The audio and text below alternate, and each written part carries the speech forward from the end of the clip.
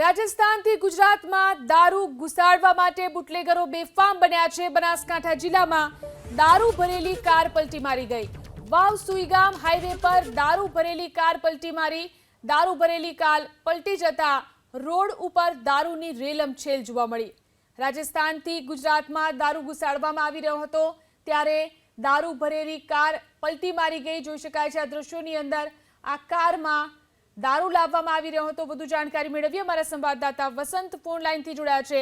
જી વસંત, કેવી રીતે આ દારૂ ઘુસાડવામાં આવી રહ્યો હતો અને કાર પલટી મારી ગઈ, શું વધુ જાણકારી?